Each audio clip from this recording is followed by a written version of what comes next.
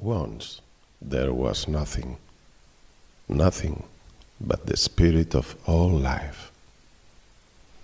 For a long time the spirit of all life dwelt in the nothing. Then, in the mind of the spirit of life, a dreaming began.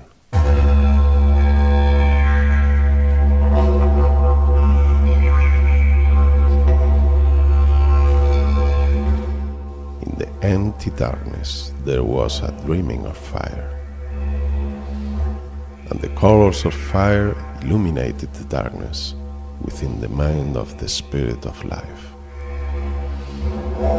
Then came a dreaming of wind, and the fire snapped and snarled, fed by the blowing of wind in the mind of the spirit of life. Then came a dreaming of rain, and with it a great struggle.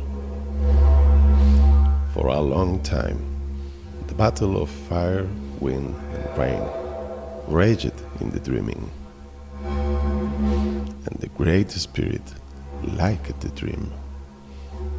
So, the dreaming continued. Eventually, the battle waned between fire, wind, and rain. The calm that followed brought a dreaming of earth and sky, and of land and sea.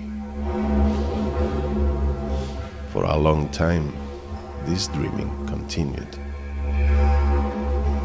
The Great Spirit began to grow tired from the long dreaming, but knew the dream was not finished and wanted the dream to continue. So life was sent into the dream to make it real, and for creator spirits to continue the dreaming. So, the spirit of all life sent the secret of dreaming into the world.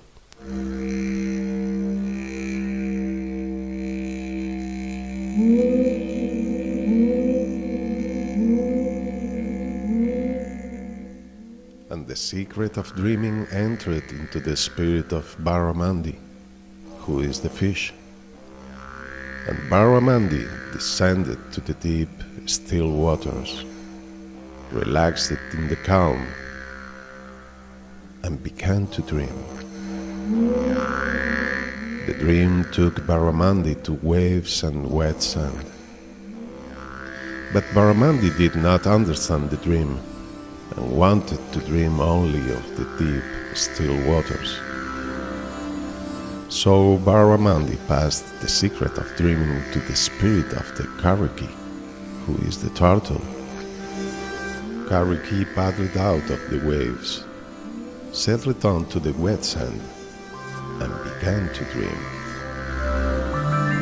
Kariki dreamed the smoothness of pebbles and the warmth of the sun. But Kariki did not understand the dream and wanted to dream only of the waves and wet sand. So Kariki guided the secret of dreaming to the spirit of Bogai, who is the lizard. Bogai climbed onto a bed of pebbles, felt the sun's heat upon his back, and began to dream. The dreaming flew Bogai through the clear sky by the lift of the wind. But Bogai did not understand the dream and wanted to dream only of the smooth pebbles and sunshine. So Bogai ushered the secret of dreaming onto the spirit of Banjul, who is the eagle. Banjul harnessed the wind under her wings, soared in the cloudless sky, and began to dream. Banjul dreamed of tall trees and the blanket of night sky. But Banjul did not understand the dream and wanted to dream only of the wind and open sky. So Banjul released the secret of dreaming onto the spirit of Kunerang, who is the possum. Coonerang scampered into the tallest tree, lost herself in the twinkling of stars, and began to dream. The dream sang Coonerang the rustle of yellow grass and white plains. But Coonerang did not understand the dream and wanted to dream only of great trees and the blackness of night. So Coonerang allowed the secret of dreaming to pass unto the spirit of Gangaru, which is the kangaroo. Gangaru leapt high above the yellow grass, contemplated the white plain, and began to dream. The dreaming tickled the ears of Gangaru with music and song and laughter, but Gangaru did not understand the dream and wanted to dream only of the broad plains and the swaying grass. So Gangaru handed the secret of dreaming to the spirit of humanity. And man and woman walked across the land and saw all the works of creation given life by the dreaming of the mind of the spirit of all life. Woman and man heard the chorus of birds on at dawn, saw the red sun eat the horizon at dusk, and began to dream. They dreamed of joining in the music of dawnbirds, of dancing with the head bobbing emu, and of sinking into Oka with the sunset.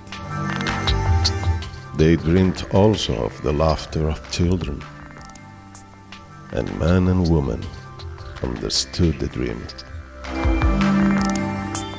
So they continued to dream, and dreamed again all the dreams that had come before. They dreamed of the deep, tranquil water, of the waves and damp sand, of the rocks and sunbeams, of the clear sky and breeze, of the trees and the night sky, and of the plains of yellow grass. And woman and man learned through the dreaming that all creatures were their spirit cousins, and that they must protect the dreaming of all life. And they dreamed of their child, who they knew would soon arrive. And they dreamed of how they would teach these secrets of dreaming to his child who was not yet born.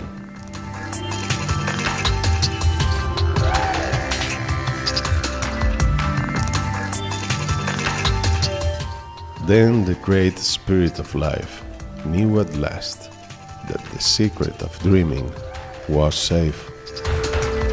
Being tired from the dreaming of creation, the spirit of all life entered the land to rest and recover.